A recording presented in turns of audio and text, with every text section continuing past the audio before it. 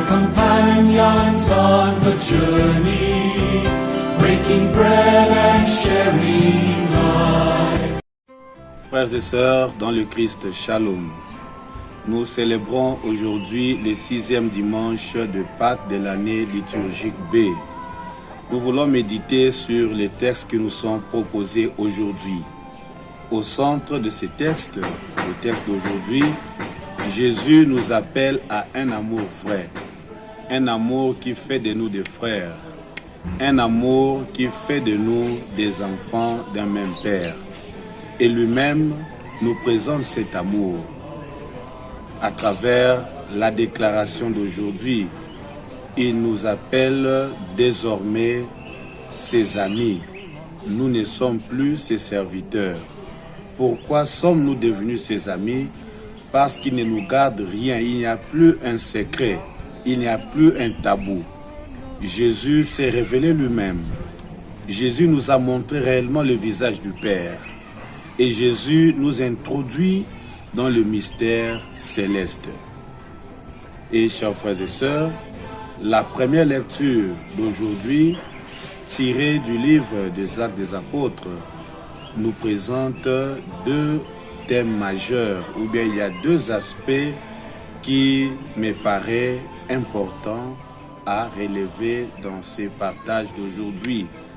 Premièrement, c'est la rencontre entre Pierre et Corneille. Lorsque les deux se rencontrent, voilà, Corneille se voit être en présence de l'homme de Dieu. Il vient pour donner révérence. Il vient pour s'agenouiller devant l'homme de Dieu. Pierre refuse une telle attitude. Sa parole nous frappe. Il dit, « Je ne suis qu'un homme comme toi. » Et il a refusé ses honneurs.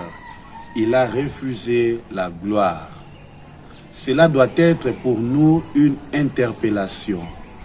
Cela doit être pour nous, les serviteurs de Dieu, les chrétiens d'aujourd'hui, une leçon. Aujourd'hui, nous aimons beaucoup plus les honneurs. Nous cherchons la gloire. Nous cherchons à ce que les gens viennent vers nous. Mais un homme de Dieu doit se caractériser par l'humilité. Un homme de Dieu doit fuir ses honneurs. Jésus lui-même avait fait autant. Lorsqu'on le cherchait pour faire de lui un roi, Jésus n'a pas cédé à une telle tentation ou à une telle gloire qu'il a jugé d'être vain. Et il disait encore, si vous avez fait quelque chose, dites-vous que vous êtes des serviteurs inutiles. Voilà, Pierre va se considérer aussi comme un serviteur inutile, qui n'a pas besoin de recevoir les gloires terrestres. Jésus le dira, ceux qui cherchent la gloire de ce monde ont déjà eu leur récompense. Il y a une image qui circule si souvent dans les médias. Il s'agit donc du pape François. Nous voyons souvent, il refuse ce genre d'honneur lorsqu'on vient pour baiser son anneau de pécheur. Généralement, il ne donne pas accès ou il ne laisse pas ceux qui l'approchent à le faire. Là, c'est aussi un autre signe d'humilité qui doit nous marquer. Aujourd'hui, les hommes de Dieu disent, on attend certains dire, telle ou telle chose existe grâce à moi. Ni t'étais moi, telle ou telle chose n'allait pas exister. Cette attitude est tout à fait contraire à celle de Pierre. Un homme de Dieu doit apprendre à s'effacer. Un homme de Dieu doit toujours adopter l'attitude propre qu'avait Joseph. Quelqu'un qui travaille derrière les rideaux. Quelqu'un qui sait s'effacer. Quelqu'un qui cherche à promouvoir les autres. Et lui-même, il se cache. C'est-à-dire, un homme de Dieu, un serviteur de Dieu, doit être ce qu'on dit un héros dans l'ombre. Héros dans l'ombre. Pierre voulait justement, à travers sa rencontre, avec Corneille, il voulait juste mettre un héros dans l'ombre. Mais surtout, il voulait faire voir la gloire de Dieu. Seul Dieu qui est digne de gloire, seul Dieu qui est digne d'honneur, seul lui qui est digne des louanges. Et cela aussi, chers frères et sœurs, nous aide à avoir un esprit détaché, un esprit libre face au pouvoir, face aux avoirs, face au plaisir terrestre qui n'est que passager. Et dans la deuxième partie de la première lecture plutôt, il y a un autre aspect très important. Pierre dit, Dieu ne fait pas de différence. Dieu ne fait pas de préférences. Dieu n'est pas partial. Dieu aime tout le monde. Et cela doit nous aider, nous chrétiens aujourd'hui. Dans nos familles, il y a ce type de division. Il y a cette tendance à aimer X au détriment de Y. De donner beaucoup plus de préférence à tel ou tel enfant. Surtout dans des familles où il y a des enfants qui viennent d'ailleurs. On constate les parents aimer un enfant au détriment de l'autre. Ils aiment ses propres enfants, mais détestent d'autres enfants. Ou bien s'il y a peut-être un des conjoints qui est mort, peut-être la maman qui est morte, et le papa épouse une autre femme, la femme qui vient n'accepte pas les enfants qu'elle a trouvés dans la maison. Mais voilà l'attitude de Dieu. Dieu ne fait pas de différence. Dieu nous aime tous. Il nous aime tous parce que nous sommes ses enfants, puisque nous sommes créés à son image et à sa ressemblance.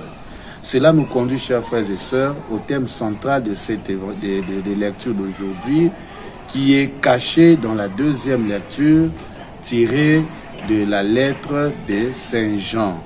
Celui qui aime est de Dieu. L'amour nous introduit dans les mystères de Dieu. L'amour nous introduit dans les cœurs de Dieu.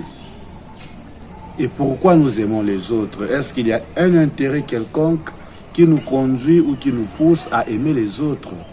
Ou bien nous aimons les autres parce que il est homme, il est femme, créé à l'image de Dieu, comme moi. Le fondement de l'amour doit être avant tout le regard de l'autre, comme créé à l'image de Dieu. Et surtout la règle d'or qui nous dit de faire à l'autre, à son prochain, ce que nous voulons que l'on fasse de nous. Voilà le fondement de l'amour. Jésus, aujourd'hui, veut aussi insister, revenir encore sur cela, pour nous dire que nous sommes ses amis. Nous devons nous aimer les uns les autres. Et lui-même manifeste cet amour par sa mort sur la croix. L'amour aujourd'hui n'est pas seulement mourir pour l'autre, mais l'amour aujourd'hui peut prendre l'essence du sacrifice, sacrifier son temps, sacrifier peut-être ce qu'on avait de précieux, de luxe pour l'autre, c'est dépenser pour son frère ou pour sa sœur. Voilà l'aspect, le sens que l'amour ou la couleur que l'amour peut porter aujourd'hui. L'amour ne regarde pas les races, l'amour ne regarde pas les langues, l'amour ne regarde pas les tribus, l'amour ne regarde pas non plus le sexe. Saint Joseph Renadmet, le saint missionnaire SVD, disait « Le langage que tout le monde comprend, c'est l'amour ». Voilà, l'amour nous rassemble, l'amour fait de nous un peuple, l'amour fait de nous une seule famille. Et il y a le langage propre, le langage de l'amour. Et ce langage est le propre de tout le monde. Aimons-nous les uns les autres comme le Père nous a aimés. Voilà les cadeaux les plus précieux. Voilà même l'héritage que Jésus nous laisse. Et la résurrection, la Pâque, est justement la manifestation de cet amour qui a commencé par l'incarnation.